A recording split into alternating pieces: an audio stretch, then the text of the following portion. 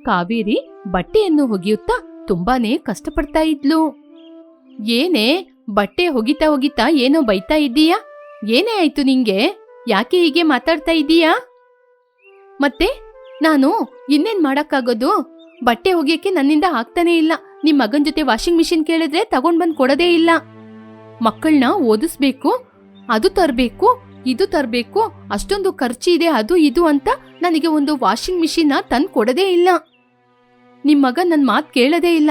ಮನೆಯಲ್ಲಿ ನಾವು ಎಷ್ಟು ಜನ ಇದ್ದೀವಿ ಅತ್ತೆ. ಮಕ್ಕಳ ಬಟ್ಟೆ ಒಗಿಬೇಕು, ಯೂನಿಫಾರ್ಮ್ ಒಗಿಬೇಕು, ಅವರಿಗೆ ಬೆಳಿಗ್ಗೆ ಟಿಫಿನ್ ಕಟ್ಬೇಕು. ಇಷ್ಟೆಲ್ಲ ಕೆಲಸ ಇರುವಾಗ ನನ್ನಿಂದ ಸಮಯಕ್ಕೆ ಸರಿಯಾಗಿ ಬಟ್ಟೆ ಹೇಗತ್ತೆ ಒಗಿಯಕ್ಕೆ ಸಾಧ್ಯ? ಹೌದು ಕಾವೇರಿ, ನೀನ್ ಮಾಡಿದ್ದು ತಪ್ಪೆ.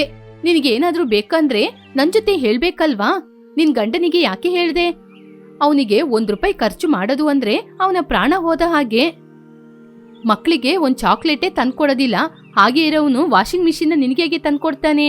ನೀನು ನನಗೆ ಮಾತ್ರ ಈ ವಿಷಯವನ್ನು ಹೇಳಿದ್ರೆ ನಾನು ನಿಮ್ಮ ಮಾವನ್ ಜೊತೆ ಹೇಳಿ ಇಷ್ಟೊತ್ತಿಗೆ ತಂದ್ಕೊಡ್ತಿದ್ದೆ. ಸರಿ ಇರು, ನಾನು ನಿಮ್ಮ ಮಾವನ್ ಜೊತೆ ಹೇಳಿ ನಿನಗೆ ವಾಷಿಂಗ್ ಮಿಷಿನ್ನ ತೆಗೆದುಕೊಡ್ತೀನಿ. ಆದ್ರೆ ನನಗೆ ಇವಾಗ್ಲೇ ತುಂಬಾ ಭಯ ಆಗ್ತಿದೆ. ನಮಗೆ ವಯಸ್ಸಾದಾಗ ನಿನ್ ಗಂಡ ಅವನು ಜಿಪುಣತನದಿಂದ ನಮ್ನ ಹೇಗೆ ನೋಡ್ಕೋತಾನೆ ಅಂತ. ಹೌದು ಅತ್ತೆ, ಮನೆಗೆ ತಂದು ಕೊಡುವ ವಸ್ತುಗಳನ್ನೆಲ್ಲ ಲೆಕ್ಕಾಚಾರ ಮಾಡ್ತಾ ಇದ್ದಾರೆ. ನನ್ನಿಂದ ಆಗ್ತಾ ಇಲ್ಲ ಅತ್ತೆ. ವಸ್ತುಗಳು ಖಾಲಿಯಾಗುವಾಗ ನೀವು ಮಾವ ಸ್ವಲ್ಪ ಸ್ವಲ್ಪ ತಂದು ಕೊಡೋದ್ರಿಂದ ಸರಿಯಾಗ್ತಿದೆ. ಇಲ್ಲದಿದ್ರೆ ಮನೆ ಪರಿಸ್ಥಿತಿ ಏನು? ಸರಿಯಮ್ಮ, ಮಕ್ಕಳು ಶಾಲೆಯಿಂದ ಬರುವ ಸಮಯ ಆಯಿತು. ಅವರಿಗೆ ತಿನ್ಲಿಕ್ಕೆ ಏನಾದ್ರೂ ಮಾಡ್ಕೊಡು. ಪಾಪ ಅಲ್ವಾ ಮಕ್ಕಳು. ನಿನ್ ಗಂಡ ಮಕ್ಕಳಿಗೆ ಏನು ತೆಗೆದುಕೊಡದೆ ಹಾಗೇನೆ ಕರ್ಕೊಂಬರ್ತಾನೆ. ನೀನಾದ್ರೂ ಅವ್ರಿಗೆ ಏನಾದ್ರೂ ತಿನ್ಲಿಕ್ಕೆ ಮಾಡಿಡು. ಸರಿಯತ್ತೆ, ಮಾಡ್ಕೊಡ್ತೀನಿ. ನಾನೇ ಮಾಡ್ಕೊಡ್ತೀನಿ. ಹಾಗೆ ಅಂತ ಕಾವೇರಿ ಮಕ್ಕಳಿಗೆ ಒಂದು ವಿಧವಾದ ಟಿಫಿನ್ ಅನ್ನು ಮಾಡಿಕೊಟ್ಲು. ಮಕ್ಕಳು ಟಿಫಿನ್ ಅನ್ನು ತಿಂದು ಸಂತೋಷವಾಗಿ ಆಡ್ತಾ ಇದ್ರು.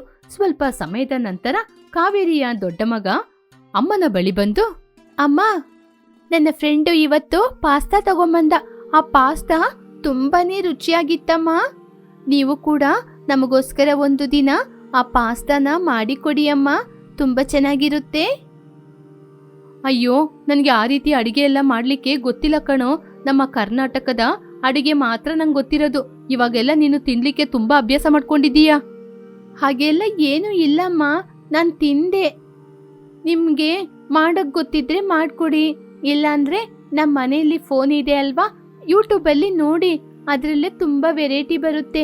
ಅದನ್ನ ಹೇಗೆ ಮಾಡ್ಬೇಕು ಅಂತ ನೋಡಿ ನೀವು ಕೂಡ ನಮ್ಗೆ ವೆರೈಟಿ ಮಾಡ್ಕೊಡ್ಬೋದಲ್ವಾ? ಹಾಗೇನೆ ಮಾಡ್ಕೊಡಿ ಅಮ್ಮ, ಎಲ್ಲರೂ ಸಂತೋಷವಾಗಿ ತಿಂತಾರಲ್ವಾ? ಆಗ ಅಲ್ಲಿಗೆ ಕಾವೇರಿಯ ಅತ್ತೆಯಾದ ಅನ್ನಪೂರ್ಣಿಯಮ್ಮ ಅಲ್ಲಿಗೆ ಬಂದ್ರು. ಏನಮ್ಮ ಕಾವೇರಿ, ಅಮ್ಮ ಮಗ ಇಬ್ರು ಏನೋ ಒಂದ್ ಮಾತಾಡ್ತಾ ಇದ್ದೀರಾ? ಶಾಲೆಯಲ್ಲಿ ಏನಾದ್ರೂ ನಡಿಬಾರ್ದು ಏನಾದ್ರೂ ನಡೀತಾ? ಅಯ್ಯೋ ಅತ್ತೆ, ಹಾಗೆಲ್ಲ ಏನೂ ಇಲ್ಲ ಅತ್ತೆ. ಇವನ ಫ್ರೆಂಡು ಶಾಲೆಗೆ ಏನೋ ಪಾಸ್ತಾ ತಂದಿದ್ದಂತೆ. ಇವನು ಈ ನಡುವೆ ಎಲ್ಲ ರುಚಿ ನೋಡಿ ಪ್ರತಿದಿನ ಯಾವ ಮಕ್ಕಳು ಏನ್ ತಗೊಂಬರ್ತಾರೆ ಅಂತ ನೋಡಿ ನೋಡಿ ನನಗೂ ಮಾಡ್ಕೊಡಿ ಅಂತ ಪ್ರಾಣ ತೆಗಿತಾನೆ.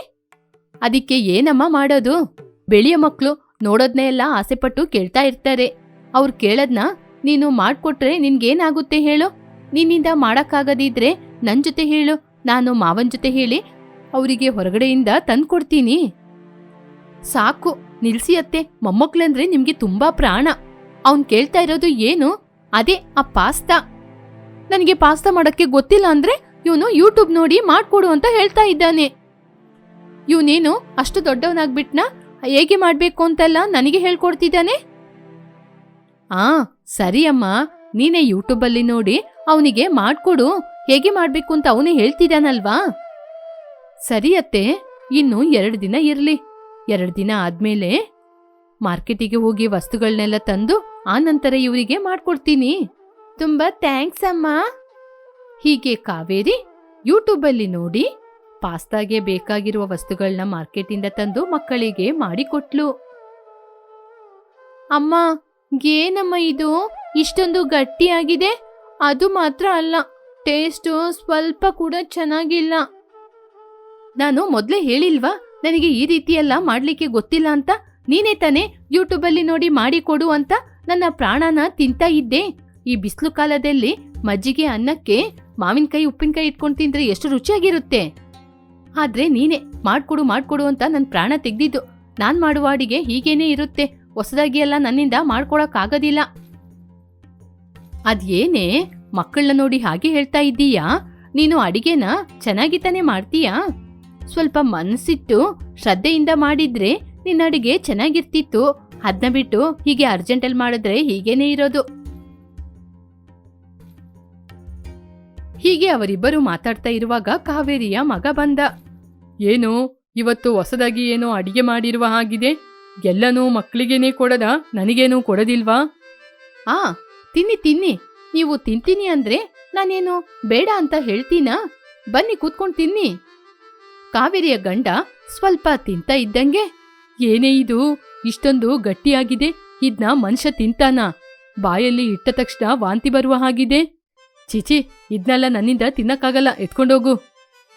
ನಿನಗೆ ಸ್ವಲ್ಪ ಕೂಡ ಜವಾಬ್ದಾರಿ ಇಲ್ವಾ? ಮಾಡೋ ವಸ್ತುವನ್ನ ಶ್ರದ್ಧೆಯಿಂದ ಮಾಡ್ಬೇಕು, ಅವಾಗ ತಾನೇ ರುಚಿಯಾಗಿರುತ್ತೆ. ಇವಾಗ ನೋಡ್ದ ಎಲ್ಲ ವಸ್ತುಗಳು ಹೇಗೆ ವೇಸ್ಟ್ ಆಗಿ ಹೋಗಿ ಎಷ್ಟೊಂದು ಹಣ ಖರ್ಚಾಗಿರ್ಬೋದು. ಏನ್ರಿ ಏನೇನೋ ಮಾತಾಡ್ತಾ ಇದ್ದೀರಾ? ನಾನೇನು ಮನೆಯಲ್ಲಿ ಸುಮ್ನೆ ಕೂತಿದ್ದೀನಾ? ಎಷ್ಟೊಂದು ಕಷ್ಟಪಡ್ತಿದ್ದೀನಿ. ನನ್ ಕಷ್ಟ ನಿಮ್ಗೆ ಅರ್ಥ ಆಗುತ್ತಾ? ಮನೇನ ಎಲ್ಲ ನಾನು ನೋಡ್ಕೋತೀನಿ. ಯಾರಿಗೆ ಯಾವ ಸಮಯದಲ್ಲಿ ಏನ್ ಬೇಕು ಅಂತ ಜವಾಬ್ದಾರಿಯಿಂದ ತಾನೇ ಎಲ್ರಿಗೂ ಮಾಡ್ಕೊಡ್ತಾ ಇದ್ದೀನಿ. ಬೆಳಿಗ್ಗೆ ಎದ್ದಾಗಿನಿಂದ ನಿದ್ರೆ ಮಾಡುವ ತನಕ ಈ ಮನೆಗೋಸ್ಕರ ಎಷ್ಟೊಂದು ಕೆಲಸ ಮಾಡ್ತಾ ಇದ್ದೀನಿ. ನಾನು ಮೊದ್ಲೇ ಹೇಳ್ದೆ ನಿಮ್ ಮಗನ್ ಜೊತೆ ನನಗೆ ಇದೆಲ್ಲ ಮಾಡಕ್ ಗೊತ್ತಿಲ್ಲ ಅಂತ. ಆದ್ರೆ ಅವ್ನ್ ನನ್ ಮಾತ್ ಕೇಳಿದ್ನಾ? ಮಾಡ್ಕೊಡು ಅಂತ ಜೀವತಿಂದ ನಾನು ಮಾಡ್ದೆ. ಆದ್ರೆ ಇವಾಗ ರುಚಿಯಾಗಿಲ್ಲ. ಹೌದೌದು, ಮನೆ ಕೆಲ್ಸನ ಮಾಡ್ತೀಯ. ಏನ್ ಮಾಡ್ತೀಯಾ? ಸ್ವಲ್ಪ ಅಡಿಗೆ ಮಾಡಿ ಕೊಡ್ತೀಯಾ, ಆಮೇಲೆ ಬಟ್ಟೆ ಒಗಿತೀಯಾ, ಇನ್ನೇನ್ ಮಾಡ್ತೀಯಾ? ಅಷ್ಟೇ ತಾನೇ ಮಾಡೋದ್ ನೀನು. ಮನೆಯಲ್ಲಿರುವ ಎಲ್ಲ ಕೆಲ್ಸನ ನೀನೊಬ್ಳೇ ಮಾಡುವ ರೀತಿ ಹೇಳ್ತಾ ಇದ್ದೀಯಾ? ಅಷ್ಟೊಂದು ಶೋ ತೋರಿಸ್ತಾ ಇದ್ದೀಯಾ? ಇನ್ನೊಂದ್ಸಲ ನೀನು ಅಡಿಗೆ ಮಾಡೋದಾದ್ರೆ ಒಂದ್ಸಲಕ್ಕೆ 2 ಸಲ ಆಲೋಚನೆ ಮಾಡಿ ಚೆನ್ನಾಗಿ ಕಲ್ತ್ಕೊಂಡು ಆಮೇಲೆ ಅಡಿಗೆ ಮಾಡು. ಲೇ ಸಾಕು, ಬಾಯಿ ಮುಚ್ಚೋ. ನಿನ್ನ ಜಿಪುಣತನದಿಂದ ನೀನು ಎಷ್ಟೆಲ್ಲ ಮಾಡ್ತೀಯ ಅಂತ ನಿನಗ್ ಗೊತ್ತಾ? ನನಗೆ ಗೊತ್ತು ಕಣೋ. ನಾನ್ ಸೊಸೆ ಬೆಳಿಗ್ಗೆ ಎದ್ದಾಗಿನಿಂದ ಎಷ್ಟು ಕೆಲಸ ಮಾಡ್ತಾಳೆ ಅಂತ ನಿನಗ್ ಗೊತ್ತಾಗದೇ ಇರ್ಬೋದು. ಆದ್ರೆ ನನಗ್ ಗೊತ್ತೋ, ಅವಳು ಅಷ್ಟೊಂದು ಕಷ್ಟಪಡ್ತಾ ಇದ್ದಾಳೆ. ಇವಳಾಗಿದ್ದಕ್ಕೆ ನಿನ್ ಜೊತೆ ಇದ್ದಾಳೆ. ಇನ್ನು ಬೇರೆ ಯಾರಾದ್ರೂ ಆಗಿದ್ರೆ ಇಷ್ಟೊತ್ತಿಗೆ ನಿನ್ನ ಬಿಟ್ಬಿಟ್ಟು ಹೋಗ್ತಾ ಇದ್ರು. ಇವಾಗ ತಾನೇ ಆಫೀಸಿಂದ ಬಂದೆ, ಹೋಗು ಒಳಗಡೆ. ನಿನ್ನ ಸಣ್ಣ ಮಗ ಇದ್ದಾನೆ, ಅವನ ಜೊತೆ ಹೋಗಿ ಏನೋ ಹೋಮ್ವರ್ಕ್ ಮಾಡಿಲ್ಲಂತೆ. ಯಾಕೆ ಮಾಡಿಲ್ಲ ಅಂತ ಕೇಳು. ಮನೆ ಜವಾಬ್ದಾರಿ ನಿನಗೂ ಕೂಡ ಇರ್ಬೇಕಲ್ವಾ? ತಾಯಿ ಹೀಗೆ ಗದರಿಸಿದ ಕಾರಣ ಅವನು ಮನೆಯೊಳಗೆ ಹೋದ. ಹೌದಮ್ಮ, ನಿನಗೆ ಯೂಟ್ಯೂಬ್ ನೋಡಿ ಮಾಡ್ದೆ, ಅದರಲ್ಲಿ ಹೀಗೆ ಮಾಡೋದು ಅಂತೇಳಿ ಹಾಗೇನೆ ಮಾಡ್ಬಿಟ್ಟ. ನೀನು ಸ್ವಲ್ಪ ಬದಲಾಯಿಸಿ ಮಾಡ್ಬೇಕಾಗುತ್ತೆ. ಅದ್ನ ಹೇಗೆ ಮಾಡೋದು ಅಂತ ಗೊತ್ತಾಗಿಲ್ವಾ? ಅದ್ನ ಹೇಗೆ ಮಾಡಿದ್ರೆ ಒಂದಕ್ಕೊಂದು ಅಂಟದೆ ಹೇಗಿರುತ್ತೆ ಅಂತ ಸರಿಯಾಗಿ ನೋಡಿ ಮಾಡಿದ್ರೆ ಸರಿಯಾಗ್ತಾ ಇತ್ತು. ಯೂಟ್ಯೂಬಲ್ಲಿ ಹೇಳಿದಿರ್ತಾನೆ, ನೀನು ಕೂಡ ಸ್ವಲ್ಪ ಆಲೋಚನೆ ಮಾಡಿ ಮಾಡ್ಬೇಕಾಗಿತ್ತು. ಸರಿ ಅತ್ತೆ, ನಮ್ಮ ಮನೆಯವರಿಗೆ ಆಗುವ ರೀತಿ, ಇಷ್ಟ ಆಗುವ ರೀತಿ ಮಾಡ್ಕೊಡ್ತೀನಿ. ಆವಾಗ ನಿಮ್ ಮಗ, ಚಿಕ್ಕ ಮಗ ಎಲ್ಲ ತಿನ್ಬೋದು. ಸರಿ ಅತ್ತೆ, ಇನ್ನು 2 ದಿನ ಕಳೆದು ಆಮೇಲೆ ಮಾಡ್ತೀನಿ. ಇವಾಗ ಮಾಡಿ ಚೆನ್ನಾಗಿ ಆಗಿಲ್ಲ ಅಲ್ವಾ? ಉಳಿದ ವಸ್ತುಗಳನ್ನು ಫ್ರಿಜ್ಜಲ್ಲಿ ತೆಗೆದಿಟ್ಟಿರ್ತೀನಿ. ಮಾಡುವಾಗ ಅದನ್ನು ಕೂಡ ಹಾಕಿ ಮಾಡ್ತೀನಿ. ಹಾಗೆ ಹೇಳಿ ಕಾವೇರಿ ಅಲ್ಲಿಂದ ಹೊರಟೋದ್ಲು. ಮರುದಿನ ಬೆಳಿಗ್ಗೆ ತನ್ನ ಗಂಡನಿಗೆ ಕಾಫಿಯನ್ನು ಹಾಕಿ ತಗೊಂಡೋಗಿ ತನ್ನ ಗಂಡನಿಗೆ ಕೊಟ್ಲು. ಏನ್ರಿ ತಗೊಳ್ಳಿ, ಆಫೀಸಿಗೆ ಟೈಮ್ ಆಯ್ತು. ಈ ಕಾಫಿ ಕುಡಿದು ಎದ್ದೊಳ್ರಿ. ಹೌದು, ಏನಿವತ್ತು? ಯಾವತ್ತೂ ಇಷ್ಟೊತ್ತು ನೀವು ನಿದ್ರೆ ಮಾಡದೇ ಇಲ್ವಲ್ಲ? ನಮ್ಮ ಮಗ ಕೇಳ್ದ ಅಂತ ಅವನಿಗೋಸ್ಕರ ಹೊಸ ಅಡಿಗೆನ ಮಾಡಿ ಕೊಟ್ಟೆ ಅಲ್ವಾನೆ ನೀನು? ನಾನ್ ಕೂಡ ಅಡಿಗೆನ ತಿಂದೆ ಅಲ್ವಾ? ರಾತ್ರಿಡೀ ಹೊಟ್ಟೆ ನೋವು. ರಾತ್ರಿಡೀ ನಾನು ನಿದ್ರೆನೇ ಮಾಡ್ಲೇ ಇಲ್ಲ. ಅಲ್ಲರಿ, ಚೆನ್ನಾಗಿಲ್ಲ ಅಂದ್ಮೇಲೆ ಯಾಕೆರಿ ನೀವು ಅಷ್ಟೊಂದು ತಿನ್ಬೇಕು? ಪ್ಲೇಟಲ್ಲಿ ಹಾಕಿದ ತಕ್ಷಣ ಅಯ್ಯೋ ವೇಸ್ಟ್ ಆಗುತ್ತೆ ಅಂತ ಎಲ್ಲನೂ ತಿಂದ್ರಿ. ಇವಾಗ ಅನ್ಭವಿಸಿ. ನಿಮಗೆ ನನ್ನ ಏನಾದ್ರೂ ಹೇಳದಿದ್ರೆ ನಿದ್ರೆ ಬರೋದಿಲ್ಲ ಅಂತ ನನಗ್ ಗೊತ್ತು. ಸರಿ, ಇವಾಗ ಟೈಮ್ ಆಗ್ತಿದೆ, ಹೋಗಿ ಫ್ರೆಶ್ ಅಪ್ ಆಗಿ ಬೇಗ ರೆಡಿಯಾಗಿ ಆಫೀಸ್ಗೋಗಿ. ಹಾಗೆ ಹೇಳಿ ಕಾವೇರಿ ಅಡುಗೆ ಮನೆಯೊಳಗೆ ಹೋಗಿ ಅಡುಗೆಯನ್ನು ಮಾಡಲು ಆರಂಭಿಸಿದ್ಲು. ಹೀಗೆ ಅವರವರು ಕೆಲಸ ನೋಡ್ಕೊಂಡು ಹೋದ್ಮೇಲೆ ಕಾವೇರಿ ಮನೆಯಲ್ಲಿ ಕೂತು ಆಲೋಚನೆ ಮಾಡ್ತಾ ಇದ್ಲು. ಹೇಗೆ ಪಾಸ್ತಾ ಮಾಡೋದು ಅಂತ ಆಲೋಚನೆ ಮಾಡ್ತಾ ಇದ್ಲು. ಹೀಗೆ ಸ್ವಲ್ಪ ಸಮಯದ ನಂತರ ಏನಾದ್ರೂ ಸ್ಪೆಷಲ್ ಆದ ಒಂದು ಬಿರಿಯಾನಿ ಮಾಡ್ಬೇಕು ಅಂತ ತೀರ್ಮಾನ ಮಾಡಿದ್ಲು. ಎಲ್ಲರೂ ವೆಜಿಟೇಬಲ್ಸ್ ಎಲ್ಲ ಹಾಕಿ ಬಿರಿಯಾನಿನ ಮಾಡ್ತಾರೆ. ನಾನು ಕೂಡ ವೆಜಿಟೇಬಲ್ ಹಾಕಿ ಪಾಸ್ತಾನ ಮಾಡ್ತೀನಿ. ಮನೆಯಲ್ಲಿ ವೆಜಿಟೇಬಲ್ ಅಂದ್ರೆ ಮಕ್ಕಳು ತಿನ್ನದೇ ಇಲ್ಲ. ಸರಿ, ಇವತ್ತು ಸ್ಪೆಷಲ್ ಆಗಿ ಮಾಡಿದ್ರೆ ಹಾಗೆ ಅಂತ ಆಲೋಚನೆ ಮಾಡಿ ತನ್ನ ಗಂಡ ಮಕ್ಕಳು ಬರುವಷ್ಟರಲ್ಲಿ ವೆಜಿಟೇಬಲ್ಸ್ ಎಲ್ಲ ಹಾಕಿ ಪಾಸ್ತಾನ ಮಾಡಿ ಇಟ್ಟಿದ್ಲು. ಅಮ್ಮ, ಇಷ್ಟೊಂದು ಸೂಪರ್ ಆಗಿ ವೆರೈಟಿಯಾಗಿ ತುಂಬಾ ಚೆನ್ನಾಗಿ ಮಾಡಿದೀರಮ್ಮ. ನಾನು ಸ್ಕೂಲಲ್ಲಿ ತಿಂದ ಪಾಸ್ತಾಕ್ಕಿಂತ ಈ ಪಾಸ್ತಾ ತುಂಬಾ ಸೂಪರ್ ಆಗಿದೆ. ಇದನ್ನ ಮಾಡ್ಲಿಕ್ಕೆ ನಿಮ್ಗೆ ಹೇಗೆ ಗೊತ್ತಾಯ್ತಮ್ಮ? ಮೊನ್ನೆ ಎಲ್ಲ ನಿನ್ಗೆ ಬುದ್ಧಿ ಎಲ್ಲೇ ಹೋಗಿತ್ತು? ಹೀಗೆ ಚೆನ್ನಾಗಿ ಮಾಡಿ ಕೊಟ್ಟಿದ್ರೆ ನನಗೂ ಕೂಡ ಹೊಟ್ಟೆ ನೋವು ಬರ್ತಾ ಇರ್ಲಿಲ್ಲ ಅಲ್ವಾ? ಮನೆಯಲ್ಲಿ ಇರುವವರೆಲ್ಲ ತಿಂತಾ ಇದ್ರು, ಹಣ ಕೂಡ ಸ್ವಲ್ಪ ವೇಸ್ಟ್ ಆಗದೆ ಇದ್ದಿರ್ಬೋದು. ಅದಕ್ಕೆ ಏನ್ರಿ ಮಾಡಲು ಸಾಧ್ಯ? ನಿಮ್ಮಂತೆ ನನಗೆ ಬುದ್ಧಿ ಇಲ್ವಲ್ಲ. ಅವಾಗವಾಗ ನನಗೆ ಸ್ವಲ್ಪ ಬುದ್ಧಿ ಬರುತ್ತೆ. ಅವಾಗ ತಾನೇ ಈ ರೀತಿ ರುಚಿಕರವಾದ ಅಡಿಗೆ ಮಾಡ್ಲಿಕ್ಕೆ ಸಾಧ್ಯ. ಹೌದು, ವೆಜಿಟೇಬಲ್ ಹಾಕಿ ನಾವು ಪಾಸ್ತಾ ಮಾಡಿ ವ್ಯಾಪಾರ ಮಾಡಿದ್ರೆ ಹೇಗಿರುತ್ತೆ? ಚೆನ್ನಾಗಿರುತ್ತೆ ಕಣೋ. ನಿನ್ಗೆ ಈ ರೀತಿ ಆಲೋಚನೆ ಎಲ್ಲಿಂದ ಬಂತೋ? ಮನೆಯಲ್ಲೇ ಅವಳಿಗೆ ಮಾಡ್ಲಿಕ್ಕೆ ಅಷ್ಟೊಂದು ಕೆಲ್ಸ ಇದೆ ಪಾಪ. ಹಾಗಿರುವಾಗ ಇವನಿಗೆ ಹೊರಗಡೆ ವ್ಯಾಪಾರ ಮಾಡ್ಬೇಕಂತೆ. ಹೀಗೆ ಎಲ್ಲರೂ ನಗುತ್ತಾ ಸಂತೋಷವಾಗಿ ಪಾಸ್ತಾವನ್ನು ತಿನ್ನುತ್ತಾ ಸಂತೋಷವಾಗಿ ಇದ್ರು.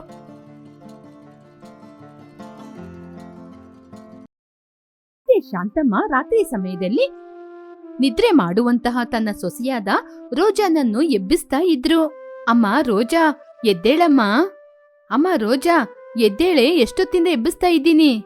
ಮಾತು ಕೇಳಿ ತುಂಬಾ ಸೋಮಾರಿತನದಿಂದ ಎದ್ದು ಕೂತು, ಏನಾಯ್ತತ್ತೆ, ಇಷ್ಟು ರಾತ್ರಿ ಸಮಯದಲ್ಲಿ ನನ್ನ ನಿದ್ರೆಯಿಂದ ಎಬ್ಬಿಸ್ತಾ ಇದ್ದೀರಾ? ಮಾವಿನಕಾಯಿ ಉಪ್ಪಿನಕಾಯಿ ಹಾಕ್ಲಿಕ್ಕೆ ನಿನ್ನ ಈ ನಿದ್ರೆಯಿಂದ ಎಬ್ಬಿಸ್ತಾ ಇದ್ದೀನಿ, ಬೇಗ ಬಾ. ರೋಜಾ ತುಂಬಾ ಗಡಿಬಿಡಿಯಿಂದ ನಿದ್ರೆಯಿಂದ ಎದ್ದು ಬೇಗ ಮಾಡೋಣ ಅಂತ ಅವರು ಸೇರಿ ಮಾವಿನಕಾಯಿಯನ್ನು ತೊಳೆದು ಕಟ್ ಮಾಡಿ ಉಪ್ಪಿನಕಾಯಿ ಮಾಡ್ತಾ ಇದ್ರು. ಸುಂದರಮ್ಮ ಎನ್ನುವವರು ಅಲ್ಲಿಗೆ ಬಂದ್ರು. ಮಾವಿನಕಾಯಿ ಉಪ್ಪಿನಕಾಯಿನ ಈ ಸಮಯದಲ್ಲಿ ಮಾಡ್ತಾ ಇದ್ದೀರಾ? ಅವರ ಮಾತು ಕೇಳಿದಾಗ ಇಬ್ಬರು ಗೊಂದಲದಿಂದ ಎದ್ದು ಅವಳನ್ನು ನೋಡಿದ್ರು. ಅತ್ತಿಗೆ, ಇವಾಗ ರಾತ್ರಿ 2 ಗಂಟೆ. ಈ ಸಮಯದಲ್ಲಿ ನೀವ್ಯಾಕೆ ಅರ್ಧಂಪರ್ಧ ನಿದ್ರೆಯಿಂದ ಎದ್ದು ಬರ್ತಿದ್ದೀರಾ? ಅತ್ತಿಗೆ, ನಾನು ಹೇಳ್ದೆ ಅಲ್ವಾ ನಿಮಗೆ, ನೀವು ಮನೇಲಿ ಏನೇ ಕೆಲಸ ಮಾಡಿದ್ರು ನನಗೆ ಬೇಗ ಗೊತ್ತಾಗುತ್ತೆ ಅಂತ. ಎಷ್ಟೋ ವರ್ಷಗಳಿಂದ ನನಗೆ ಮಾವಿನಕಾಯಿ ಉಪ್ಪಿನಕಾಯಿನ ಮಾಡ್ಕೊಡ್ಬಾರ್ದು ಅಂತ ಅತ್ತೆ ಸೊಸೆ ಸೇರಿ ಎಷ್ಟು ಕಳ್ಳೆ ಕೆಲಸ ಮಾಡ್ತಾ ಇದ್ದೀರಾ. ಸರಿ ಅತ್ತೆಯವ್ರೇ, ಈ ವಿಷಯನ ನೀವ್ ಯಾರ ಜೊತೆನೂ ಹೇಳಕ್ ಹೋಗ್ಬೇಡಿ. ಬೇಕಾದ್ರೆ ನಿಮ್ಗೆ ಕೂಡ ಸ್ವಲ್ಪ ಉಪ್ಪಿನಕಾಯಿ ಕೊಡ್ತೀವಿ. ಹೇಳಿದ್ರಲ್ವಾ, ಇದು ಸರಿಯಾದ ಮಾತು. ಹೌದು, ನೀವ್ ಮಾಡ್ತಾ ಇರೋದು ನಿಂಬೆ ಹಣ್ಣಿನ ಉಪ್ಪಿನಕಾಯ, ಮಾವಿನಕಾಯಿ ಉಪ್ಪಿನಕಾಯ? ನಾವು ಮಾಡೋದು ಹಸಿ ಮಾವಿನಕಾಯ ಉಪ್ಪಿನಕಾಯಿ. ಹಾಗಾದ್ರೆ ಅದು ತುಂಬಾನೇ ಚೆನ್ನಾಗಿರುತ್ತೆ. ನಾನು ಹೊಲಕ್ಕೆ ಹೋಗುವಾಗ ನಾಳೆ ಮಧ್ಯಾಹ್ನ ತಗೊಂಡೋಗ್ತೀನಿ. ಅದಕ್ಕೆ ಅವರು ಕೂಡ ಸರಿ ಅಂತ ಹೇಳಿದ್ರು. ಹೀಗೆ ಅತ್ತೆ ಸೊಸೆ ಇಬ್ರು ಸೇರಿ ಉಪ್ಪಿನಕಾಯಿಯನ್ನು ಮಾಡಿ ಅವರಿಗೆ ಕೂಡ ಸ್ವಲ್ಪ ಕೊಟ್ಕಳ್ಸಿದ್ರು. ಕೂಡ ತುಂಬಾ ಸಂತೋಷ ಪಡುತ್ತಾ ಅಲ್ಲಿಂದ ತಗೊಂಡೋದ್ಲು. ಅಲ್ಲಿಂದ ಹೊರಟೋದ್ಮೇಲೆ ಅತ್ತೆ ಸೊಸೆ ಇಬ್ಬರು ಹೀಗೆ ಮಾತಾಡ್ಕೊಂಡ್ರು. ಅಕ್ಕಪಕ್ಕ ಇರೋರೆಲ್ಲ ನಮ್ಮ ಉಪ್ಪಿನಕಾಯಿಯ ರುಚಿ ನೋಡಿ ನಮ್ಮ ಮನೆಗೆ ಬಂದು ಫ್ರೀಯಾಗಿ ತಗೊಂಡೋಗ್ತಾ ಇದ್ದಾರೆ. ಅದಕ್ಕೇನೆ ಯಾರಿಗೆ ಗೊತ್ತಾಗದ್ ಬೇಡ ಅಂತ ಈ ರಾತ್ರಿ ಸಮಯದಲ್ಲಿ ಉಪ್ಪಿನಕಾಯಿ ಮಾಡಿದ್ರೆ ಸುಂದರಮ್ಮ ಮಾತ್ರ ವಾಸನೆ ಎಳ್ಕೊಂಡೇ ಬಂದ್ಬಿಟ್ಲು. ಪರವಾಗಿಲ್ಲತ್ತೆ, ಇಷ್ಟೊಂದು ಕಷ್ಟಪಟ್ಟು ಮಾಡಿದೀವಿ ಅಲ್ವಾ, ಒಬ್ರಿಗೆ ಕೊಟ್ಟು ಸರಿಯಾಯ್ತು ಬಿಡಿ. ಇದಿದ್ರೆ ಯಾರಿಗೂ ಗೊತ್ತಾಗದ ಹಾಗೆ ನಾವು ಊಟ ಹಾಕೊಂಡು ಕದ್ದು ಮುಚ್ಚಿ ತಿನ್ಬೇಕಾಗುತ್ತೆ. ಅವರಿಬ್ಬರು ಮಾತಾಡ್ಕೊಂಡು ಉಪ್ಪಿನಕಾಯಿ ಮಾಡಿ ಆನಂತರ ಹೋಗಿ ವಿಶ್ರಾಂತಿ ತಗೊಂಡ್ರು. ಮರುದಿನ ಬೆಳಿಗ್ಗೆ ಅವರಿಬ್ಬರು ಎದ್ದು ಮನೆ ಕೆಲಸವನ್ನು ಮಾಡ್ತಾ ಇದ್ದಾಗ ಅಕ್ಕಪಕ್ಕ ಇರುವ ಜನರೆಲ್ಲರೂ ಅವರ ಮನೆಗೆ ಉಪ್ಪಿನಕಾಯಿನ ಕೇಳ್ಕೊಂಡು ಬರ್ತಾ ಇದ್ರು. ಏನು, ರಾತ್ರಿ ಅತ್ತೆ ಸೊಸೆ ಇಬ್ರು ಸೇರ್ಕೊಂಡು ಮಾವಿನಕಾಯಿ ಉಪ್ಪಿನಕಾಯಿ ಮಾಡೋದ್ರಂತೆ, ನಮಗೆ ಕೊಡ್ಲೇ ಇಲ್ಲ. ನಾವು ಮಾತ್ರ ಹಬ್ಬ ಎಲ್ಲ ಬಂದ್ರೆ ನಿಮಗೆ ಎಷ್ಟು ತಂದ್ಕೊಡ್ತೀವಿ, ನಮಗೆ ಯಾಕೆ ಕೊಡದೆ ಅವಳಿಗೆ ಮಾತ್ರ ಕೊಟ್ಟಿದ್ದೀರಾ? ಅಯ್ಯೋ ಚಿಕ್ಕಮ್ಮ, ನಿಮಗೂ ಕೂಡ ಕೊಡ್ತೀವಿ, ಯಾಕೆ ಕೊಡೋದಿಲ್ಲ ಹೇಳಿ ನೋಡೋಣ. ಈ ಅತ್ತೆ ಸೊಸೆ ಇಬ್ರು ಅವರಿಗೆ ಕೂಡ ಉಪ್ಪಿನಕಾಯಿನ ಕೊಟ್ಟು ಕಳ್ಸಿದ್ರು. ಹೀಗೆ ಒಬ್ಬರಾದ ನಂತರ ಒಬ್ಬರು ಅಂತ ಉಪ್ಪಿನಕಾಯಿನ ತಗೊಂಡೋಗ್ಲಿಕ್ಕೆ ಅವ್ರ ಮನೆಗೆ ಬರ್ತಾನೆ ಇದ್ರು. ಅತ್ತೆ ಸೊಸೆ ಇಬ್ರು ಏನು ಮಾಡಲು ಸಾಧ್ಯವಾಗದೆ ಮಾಡಿಟ್ಟ ಉಪ್ಪಿನಕಾಯಿನ ದಾನ ಮಾಡ್ತಾನೇ ಇದ್ರು. ಎಲ್ಲ ಖಾಲಿಯಾದ ನಂತರ ಅತ್ತೆ ಸೊಸೆ ಇಬ್ರು ತುಂಬಾನೇ ಬೇಜಾರ್ ಮಾಡ್ಕೊಳ್ತಾ ಇದ್ರು. ಮಾವಿನಕಾಯಿ ಬೆಲೆ ಜಾಸ್ತಿ ಆದ್ರೂ ಕೂಡ ಅದನ್ನ ತಗೊಂಬಂದು ನಾವಿಬ್ರು ಉಪ್ಪಿನಕಾಯಿನ ಮಾಡಿ ಇಟ್ಟೋ. ಆದ್ರೆ ಇವತ್ತು ಕೂಡ ಎಂದಿನಂತೆನೇ ಆಯ್ತು. ಹೌದು, ಯಾಕೆ ನಮ್ಮ ಮಾವಿನಕಾಯಿ ಉಪ್ಪಿನಕಾಯಿ ಇಷ್ಟೊಂದು ಫೇಮಸ್ ಆಗಿದೆ ಅಂದ್ರೆ ನಾವು ಅಷ್ಟು ಚೆನ್ನಾಗಿ ಮಾವಿನಕಾಯಿ ಉಪ್ಪಿನಕಾಯಿನ ಮಾಡ್ತಾ ಇದ್ದೀವಾ? ನಾವು ಅಷ್ಟು ರುಚಿಯಾಗಿ ಮಾಡದಿದ್ರೆ ಇವರೆಲ್ಲ ಯಾಕೆ ಇಲ್ಲಿ ಬಂದು ತಗೊಂಡೋಗ್ತಾರೆ ಹೇಳು? ನೀವು ಹೇಳೋದೇನೋ ನಿಜಾನೇ ಅತ್ತೆ. ನನಗೆ ಇವಾಗ ಒಂದು ಒಳ್ಳೆ ಆಲೋಚನೆ ಬರ್ತಿದೆ. ಇದನ್ನು ವ್ಯಾಪಾರವಾಗಿ ಯಾಕತ್ತೆ ಮಾಡಬಾರ್ದು? ಈ ರೀತಿ ಮಾವಿನಕಾಯಿಯಿಂದ ಉಪ್ಪಿನಕಾಯಿ ಮಾಡಿ ಮಾರಾಟ ಮಾಡಿದ್ರೆ ಒಳ್ಳೆ ಲಾಭ ಬರುತ್ತೆ ಅಲ್ವಾ? ಬರುತ್ತೆ, ಯಾಕೆ ಬರಲ್ಲ? ಕನಿಷ್ಠ ನಾವು ಹಾಕಿದ ಹಣ ಕೂಡ ನಮ್ ಕೈಯಲ್ಲಿ ಸೇರದೇ ಇಲ್ಲ. ಈ ವಿಷಯ ನಮ್ಗೆ ಗೊತ್ತಿರತ್ತಾನೆ. ಖಂಡಿತವಾಗಿ ಎಲ್ಲರೂ ಇವತ್ ಕೊಡ್ತೀನಿ ನಾಳೆ ಕೊಡ್ತೀನಿ ಅಂತ ತಗೊಂಡೋಗ್ಬಿಡ್ತಾರೆ ಕಣೆ. ಅಷ್ಟು ಯಾಕೆ? ನೀವು ಹೇಳೋದ್ ಕೂಡ ಸರಿನೇ ಅತ್ತೆ. ಆದ್ರೆ ನಾವು ಉಪ್ಪಿನಕಾಯಿ ಮಾಡ್ದಾಗೆಲ್ಲ ಈ ರೀತಿ ಅವರೆಲ್ಲ ಬಂದ್ ತಗೊಂಡೋಗ್ಬಿಟ್ರೆ ನಾವು ಮಾತ್ರ ಏನತ್ತೆ ತಿನ್ನೋದು? ಹೀಗೆ ಮಾಡಿದ್ರೆ ನಮ್ಮ ಗಂಡಂದಿರ್ ಕೂಡ ನಮ್ನ ಬೈತಾ ಇರ್ತಾರತ್ತೆ. ನಾವು ಒಂದು ಒಳ್ಳೆ ಪರಿಹಾರನ ಹುಡುಕಿದ್ರೆ ತುಂಬಾ ಚೆನ್ನಾಗಿರುತ್ತೆ. ಪರಿಷ್ಕಾರನ? ನನಗಿವಾಗ ಒಂದು ಒಳ್ಳೆ ಆಲೋಚನೆ ಬಂದಿದೆ ಕಣೆ. ಅದನ್ನೇ ನಾವು ಅಮಲು ಮಾಡೋಣ. ಅದು ಏನು ಅಂತ ಹೇಳಿ ಅತ್ತೆ. ಹಾಗೆ ಅಂತ ಹೇಳಿದಾಗ ಅತ್ತೆ ಸೊಸೆಯಾದ ರೋಜನ್ ಕಿವಿಯಲ್ಲಿ ಏನೋ ಹೇಳಿದ್ರು. ಕೇಳಿ ರೋಜಾ ಕೂಡ ತುಂಬಾ ಸಂತೋಷ ಪಡುತ್ತಾ ಹಾಗೇನೆ ಮಾಡೋಣ ಅತ್ತೆ ಅಂತ ಕೂಡ ಹೇಳಿದ್ಲು.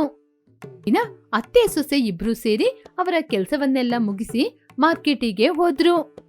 ಅವರಿಬ್ಬರು ಮಾರ್ಕೆಟಿಗೆ ಹೋಗ್ತಾ ಇರುವಾಗ ದಾರಿಯಲ್ಲಿ ರಂಗಯ್ಯನ ಮನೆಯಲ್ಲಿ ಅವರ ಮರದಲ್ಲಿ ದೊಡ್ಡ ದೊಡ್ಡ ಮಾವಿನಕಾಯಿನ ನೋಡಿದ್ರು.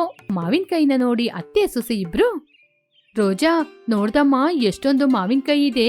ರಂಗಯ್ಯನ ಜೊತೆ ಹೋಗಿ ಸ್ವಲ್ಪ ಮಾವಿನಕಾಯಿನ ತಗೊಂಡ್ರೆ ನಮಗೆ ಮಾವಿನಕಾಯಿನ ಅಂಗಡಿಯಿಂದ ತಗೊಳ್ಳುವಂತಹ ಖರ್ಚು ಮಿಕ್ಕುತ್ತೆ ಅಲ್ವಾ? ಸರಿ ಅತ್ತೆ, ಹಾಗೇನೆ ಮಾಡೋಣ. ಹಾಗೆ ಅಂತ ಹೇಳಿ ಅವರು ಮನೆಯ ಮುಂದೆ ನಿಂತು ರಂಗಯ್ಯನನ್ನು ಕರೆಯಲು ಆರಂಭಿಸಿದ್ರು. ಅಷ್ಟೊಂದು ಕರೆದ್ರೂ ಕೂಡ ರಂಗಯ್ಯ ಹೊರಗಡೆ ಬರ್ಲೇ ಇಲ್ಲ. ಅತ್ತೆ, ಮನೆಯಲ್ಲಿ ಯಾರು ಇಲ್ಲ ಅನ್ಸುತ್ತೆ ಅತ್ತೆ. ಸರಿಯಾದ ಸಮಯ. ನಮಗೆ ಎಷ್ಟು ಮಾವಿನಕಾಯಿ ಬೇಕೋ ಅಷ್ಟೊಂದು ಮಾವಿನಕಾಯಿನ ಕುಯ್ಕೊಂಡು ಯಾರಿಗೆ ಗೊತ್ತಿಲ್ಲದೆ ನಿಧಾನವಾಗಿ ಇಲ್ಲಿಂದ ಓಡ್ಬಿಡೋಣ ಅತ್ತೆ. ಹೀಗೆ ಅತ್ತೆ ಕೂಡ ಸರಿ ಅಂತ ಹೇಳಿದ್ರು. ಹೀಗೆ ಅವರಿಬ್ಬರು ನಿಧಾನವಾಗಿ ಗೇಟ್ ಅನ್ನು ತೆರೆದು ಮನೆಯೊಳಗೆ ಹೋದ್ರು. ಒಳಗಡೆ ಹೋಗ್ತಾ ಇದ್ದಂಗೆ ಮನೆಯ ಹೊರಗಡೆ ಕೂತಿದ್ದ ನಾಯಿ ಅವರನ್ನು ನೋಡ್ತಾ ಇತ್ತು. ನಾಯಿಯನ್ನು ನೋಡಿ ಅತ್ತೆ ಸೊಸೆ ಇಬ್ರು ಭಯದಿಂದ ನಿಧಾನವಾಗಿ ಮುಂದೆ ಬಂದ್ರು. ಆ ನಾಯಿ ಹಿಂದೆ ಬರ್ತಾ ಇದೆ ಅಂತ ಅತ್ತೆ ಸೊಸೆ ಇಬ್ರು ಏನು ಮಾತನಾಡದೆ ಬರ್ತಾ ಇದ್ರು. ಹೀಗೆ ಅತ್ತೆ ಸೊಸೆ ಇಬ್ರು ನಾಯಿಯನ್ನು ನೋಡಿ ಹೆದರ್ಕೊಂಡು ನಿಧಾನವಾಗಿ ಬಂದು ಮನೆಯನ್ನು ಸೇರಿದ್ರು. ಬಂದು ನೋಡಿದಾಗ ಮನೆಯಲ್ಲಿ ಚೀಲ ಚೀಲ ಮಾವಿನಕಾಯಿ ಇತ್ತು. ಅವರಿಬ್ಬರಿಗೆ ಏನು ಕೂಡ ಅರ್ಥವಾಗಲಿಲ್ಲ. ಏನತ್ತೆ, ನಮ್ಮ ಮನೆಯಲ್ಲಿ ಇಷ್ಟೊಂದು ಮಾವಿನಕಾಯಿ ಇದೆ? ಇದನ್ನೆಲ್ಲ ಯಾರತ್ತೆ ತಂದಿರ್ತಾರೆ? ನನಗೇನಮ್ಮ ಗೊತ್ತು, ನಾನು ಕೂಡ ನಿನ್ ಜೊತೆ ತಾನೇ ಇದ್ದೆ. ಹಾಗಿರುವಾಗ ನನಗ್ ಮಾತ್ರ ಹೇಗೆ ಕೇಳ್ತೀಯಾ? ಅಷ್ಟರಲ್ಲಿ ಸುಂದರಮ್ಮ ಅಲ್ಲಿಗೆ ಬಂದು ನನ್ನ ಕೇಳಿ ನಾನು ಉತ್ತರ ಹೇಳ್ತೀನಿ. ಸುಂದರಮ್ಮ ಹೇಳಿದ ತಕ್ಷಣ ಅವರಿಬ್ಬರು ಆಶ್ಚರ್ಯದಿಂದ ಸುಂದರಮ್ಮನ ನೋಡ್ತಾ ಇದ್ರು. ಇಬ್ರು ಬಾಯಿನ ಅಷ್ಟು ಅಗಲವಾಗಿ ತೆರೆದಿಟ್ರೆ ಬಾಯಿಯೊಳಗೆ ಸೊಳ್ಳೆ ಹೋಗುತ್ತೆ ನೋಡಿ. ನಿಮಗೋಸ್ಕರ ಅಕ್ಕಪಕ್ಕದ ಮನೆಯವರೆಲ್ಲ ತಂದಿಟ್ಟಿರೋದು. ಇರುವವರು ನಾವೆಲ್ಲರೂ ಸೇರಿ ಪ್ರತಿ ವರ್ಷ ನೀವು ಮಾವಿನಕಾಯಿ ಉಪ್ಪಿನಕಾಯಿ ಹಾಕಿದಾಗ ನಿಮ್ ಜೊತೆಯಿಂದ ತಗೊಂಡೋಗ್ತೀವಲ್ವಾ? ಆದ್ರೆ ಅದಕ್ಕೆ ಬದಲಾಗಿ ಯಾವತ್ತೂ ಕೂಡ ನಾವು ನಿಮಗೆ ಏನೂ ಕೊಡ್ಲಿಲ್ಲ. ಪರಿಸ್ಥಿತಿನ ನಾವೆಲ್ಲರೂ ಅರ್ಥ ಮಾಡಿಕೊಂಡು ನಿಮಗೋಸ್ಕರ ಬಹುಮಾನವಾಗಿ ನಾವೆಲ್ಲರೂ ಇದನ್ನ ಕೊಡ್ತಾ ಇದ್ದೀವಿ. ಹೀಗೆ ಸುಂದರಮ್ಮನ ಮಾತು ಕೇಳಿ ಅತ್ತೆ ಸೊಸೆ ಇಬ್ರು ಆಶ್ಚರ್ಯಪಟ್ರು. ಯಾವಾಗ್ಲೂ ಇಲ್ದಿರೋದು ಇವಾಗ ಮಾತ್ರ ಏನು? ಅದಕ್ಕೆ ಸುಂದರಮ್ಮ, ನೀವು ಅತ್ತೆ ಸೊಸೆ ಇಬ್ರು ಮಾತಾಡೋದ್ನ ನಾನ್ ಕೇಳ್ಕೊಂಡೆ. ನಿಮ್ಮ ಮನೆಯಲ್ಲಿ ಉಪ್ಪಿನಕಾಯಿ ಹಾಕಿ ನಮ್ಮೆಲ್ಲರಿಗೂ ಕೊಟ್ಟು ನಿಮಗೆ ಮಾತ್ರ ಸ್ವಲ್ಪ ಕೂಡ ಉಳಿಲಿಲ್ಲ ಅಲ್ವಾ? ಅಲ್ಲ, ನೀವು ಉಪ್ಪಿನಕಾಯಿ ಹಾಕಿದ್ರೆ ನಮ್ಮ ಎಲ್ಲರಿಗೂ ಉಪ್ಪು ಖಾರ ಅಧಿಕ ಹಾಕಿ ಕೊಡ್ತೀವಿ ಅಂತ ನೀವಿಬ್ರು ಮಾತಾಡ್ತಾ ಇದ್ರಲ್ವಾ? ಹಾಗೆ ಎಲ್ಲ ಆಗ್ಬಾರ್ದು ಅಂತಾನೆ ಹೀಗೆ ಮಾಡಿದ್ದು. ಈ ರೀತಿ ಆಲೋಚನೆ ಯಾಕೆ ಬರುತ್ತೆ ಅಂತ ನಮಗೆ ಕೂಡ ಅರ್ಥ ಆಯ್ತು. ಈಗೂ ನಡೆದ ವಿಚಾರವನ್ನೆಲ್ಲ ಹೇಳಿದೀವಿ. ಇದರಿಂದ ಎಲ್ರೂ ಕೂಡ ಇದೋ ಹೀಗೆ ಮಾವಿನಕಾಯಿ ತಂದಿಟ್ಟಿದ್ದಾರೆ. ನಿಮ್ನ ನಾವು ತುಂಬಾ ತಪ್ಪಾಗಿ ಅರ್ಥ ಮಾಡ್ಕೊಂಡಿದ್ದು. ಆದ್ರೆ ನೀವು ನಮ್ಮ ಕಷ್ಟವನ್ನು ಅರ್ಥ ಮಾಡ್ಕೊಂಡು ಇದೋ ಹೀಗೆ ಮಾವಿನಕಾಯಿನ ತಂದಿಟ್ಟಿದ್ದೀರಾ. ಹೌದು ಸುಂದರಮ್ಮ, ಎಲ್ಲರಿಗೂ ನಾನು ಧನ್ಯವಾದನ ಹೇಳ್ದೆ ಅಂತ ಹೇಳು. ಏನು ನೀವೆಲ್ಲ ಹೀಗೆ ಮಾತಾಡ್ತಾ ಇದ್ದೀರಾ? ನೀವು ಮಾತಾಡೋದನ್ನ ನೋಡಿದ್ರೆ ನಾವೆಲ್ಲ ನಿಮ್ಗೆ ಇದನ್ನ ಬಹುಮಾನವಾಗಿ ಕೊಟ್ಟಿದ್ದು ಅನ್ಕೊಂಡಿದ್ದೀರಾ? ನಾವು ಕೂಡ ಹಾಗೇನೆ ಆಲೋಚನೆ ಮಾಡಿದ್ದೀವಿ. ಮತ್ತೆ ಯಾಕೆ ನೀವು ಇದನ್ನ ನಮಗ್ ಕೊಟ್ರಿ? ಅಯ್ಯೋ ಮುಟ್ಟಾಳಿ, ಇವಾಗ ನಂಗೆ ಅರ್ಥ ಆಯ್ತು. ಅವ್ರೆಲ್ರಿಗೂ ನಾವು ಮಾವಿನಕಾಯಿ ಉಪ್ಪಿನಕಾಯಿನ ಮಾಡ್ಕೊಡ್ಬೇಕು ಅಂತ. ಹೌದು ತಾನೇ ಸುಂದರಮ್ಮ? ಹೌದು, ಇವಾಗ್ಲೇ ನಮ್ ದಾರಿಗೆ ಬಂದಿದ್ದೀರಾ. ಬೇಗ ಬೇಗ ಉಪ್ಪಿನಕಾಯಿನ ಮಾಡಿದ್ರೆ ಎಲ್ರು ಬಂದು ತಗೊಂಡೋಗ್ತೀವಿ. ಮಾತು ಕೇಳಿ ರೋಜಾ ಮತ್ತು ಶಾಂತಮ್ಮನಿಗೆ ತುಂಬಾನೇ ಕೋಪ ಬಂತು. ಇವತ್ತಿಂದ ನಿಮ್ಮ ಯಾರಿಗೂ ಕೂಡ ಉಪ್ಪಿನಕಾಯಿನ ನಾವು ಫ್ರೀಯಾಗಿ ಕೊಡೋದೇ ಇಲ್ಲ. ಮುಂದೆ ಉಪ್ಪಿನಕಾಯಿನ ನಾವು ಮಾಡೋದೇ ಇಲ್ಲ. ಮರ್ಯಾದೆಯಿಂದ ಇದನ್ನ ತಗೊಂಡೋಗಿ. ಮಾತು ಕೇಳಿ ಸುಂದರಮ್ಮ ಸ್ವಲ್ಪ ಚಿಂತೆ ಮಾಡಿದ್ರು. ಅಲ್ಲಮ್ಮ ರೋಜಾ, ಏನು ನೀವು ನಿಮ್ಮ ಕೈಯಾರೆ ಉಪ್ಪಿನಕಾಯಿ ಮಾಡಿದ್ರೆ ಆ ರುಚಿ ತುಂಬಾ ಚೆನ್ನಾಗಿರುತ್ತೆ ಅಂತ ತಗೊಂಬಂದು. ಬೇರೆ ಇನ್ನೇನಿಲ್ಲ, ನೀವು ಮಾತ್ರ ನಮಗೆ ಉಪ್ಪಿನಕಾಯಿನ ಮಾಡ್ಕೊಟ್ರೆ ನಾವ್ ಎಲ್ಲರೂ ಸಂತೋಷದಿಂದ ತಿಂತೀವಿ. 3 ದಿನ ನಮಗೆ ತರಕಾರಿನ ತಗೊಳ್ಳುವಂತ ಅವಶ್ಯಕತೆ ಇರಲ್ಲ. ಹಣ ಕೂಡ ಬಾಕಿ ಆಗುತ್ತೆ. ನಾವು ಕೂಡ ಈ ಮಾವಿನಕಾಯಿನ ಹಣ ಕೊಟ್ಟು ತಗೊಂಬಂದಿಲ್ಲ, ರಂಗಯ್ಯನ ಮನೆ ಹತ್ರದಿಂದ ಕುಯ್ಕೊಂಬಂದಿದೀವಿ. ಮಾತನ್ನು ಕೇಳಿದ ತಕ್ಷಣ ಅವರಿಬ್ಬರು ಆಶ್ಚರ್ಯದಿಂದ ನೋಡಿದ್ರು. ಇಷ್ಟೊಂದು ಮಾವಿನಕಾಯಿನ ರಂಗಯ್ಯ ಉಚಿತವಾಗಿ ಕೊಟ್ರಾ? ಅಯ್ಯೋ, ರಂಗಯ್ಯ ಎಲ್ಲಿದ್ದಾನಮ್ಮ? ಅವನು ಇಲ್ವಲ್ಲ, ಊರಿಗೋಗಿದ್ದಾನೆ. ಇಲ್ಲದಾಗ ಮಾವಿನಕಾಯಿ ಯಾಕೆ ವೇಸ್ಟ್ ಆಗ್ಬೇಕು ಅಂತ ನಾವೇ ಹೋಗಿ ಕುಯ್ಕೊಂಬಂದೋ. ತನ್ನು ಕೇಳಿದ ತಕ್ಷಣ ಅವರು ಅಲ್ಲಿದ್ದ ನಾಯಿಯ ಬಗ್ಗೆ ವಿಚಾರಿಸಿದ್ರು. ಆ ನಾಯಿ ಏನೂ ಮಾಡೋದಿಲ್ಲ, ಸುಮ್ನೆ ಮಾತ್ರ ಬೊಬ್ಬೆ ಆಗ್ತಾ ಇರುತ್ತೆ ಅಂತ ಹೇಳಿದ್ರು. ಈ ಜನರನ್ನು ನೋಡಿದ್ರೆ ಅವರ ಹಿಂದೆನೆ ಬರುತ್ತೆ ಹೊರತು ಯಾರನ್ನು ಏನು ಮಾಡೋದಿಲ್ಲ ಅಂತ ಹೇಳಿದ್ರು. ಕೇಳಿ ಅತ್ತೆ ಸೊಸೆ ಇಬ್ರು ಒಬ್ಬರ ಮುಖವನ್ನು ಒಬ್ರು ನೋಡಿಕೊಂಡ್ರು. ನಂತರ ಎಲ್ಲರಿಗೂ ಉಪ್ಪಿನಕಾಯಿಯನ್ನು ಮಾಡಿ ಕೊಡೋಣ ಅಂತ ಮಾವಿನಕಾಯಿನ ತೊಳೆದು ಶುದ್ಧ ಮಾಡಿ ಉಪ್ಪಿನಕಾಯಿಯನ್ನು ಮಾಡಲು ಆರಂಭಿಸಿದ್ರು. ಈ ಅತ್ತೆ ಸೊಸೆ ಇಬ್ರು ಉಪ್ಪಿನಕಾಯಿನ ಮಾಡಿದ ನಂತರ ಅಲ್ಲಿರುವ ಜನರೆಲ್ಲ ಬಂದು ಅವರ ಮನೆಯಲ್ಲಿ ನಿಂತು ಅವರವರಿಗೆ ಬೇಕಾದಷ್ಟು ಉಪ್ಪಿನಕಾಯಿನ ತಗೊಂಡು ಅದರಲ್ಲಿ ಸ್ವಲ್ಪ ಭಾಗವನ್ನು ಅತ್ತೆ ಸೊಸೆಗೆ ಕೊಟ್ರು. ಅದನ್ನು ನೋಡಿ ಅತ್ತೆ ಸೊಸೆ ಇಬ್ರು ಸಂತೋಷಪಟ್ರು. ಹೀಗೆ ಆ ವರ್ಷದಲ್ಲಿ ಆ ಊರಲ್ಲಿರುವ ಜನರಿಗೆ ಆ ವರ್ಷವಿಡೀ ಉಪ್ಪಿನಕಾಯಿ ತೆಗೆದುಕೊಳ್ಳುವ ಖರ್ಚು ಇರಲಿಲ್ಲ. ಉಪ್ಪಿನಕಾಯಿನ ತಗೊಂಡೋಗಿ ತಿನ್ನುವವರು ಎಲ್ರೂ ಕೂಡ ಅತ್ತೆ ಸೊಸೆಯ ಉಪ್ಪಿನಕಾಯಿ ತುಂಬಾ ಸೂಪರ್ ಆಗಿದೆ ಅಂತ ಮೆಚ್ಕೊಳ್ತಾ ಇದ್ರು.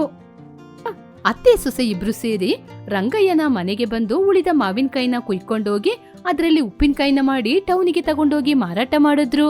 ಹೀಗೆ ಅವರ ಉಪ್ಪಿನಕಾಯಿ ಕೈ ರುಚಿಯನ್ನು ಆ ಸಿಟಿಯ ಜನರಿಗೆ ಕೂಡ ತೋರಿಸಿ ಅಧಿಕ ಲಾಭವನ್ನು ಸಂಪಾದನೆ ಮಾಡಿದ್ರು.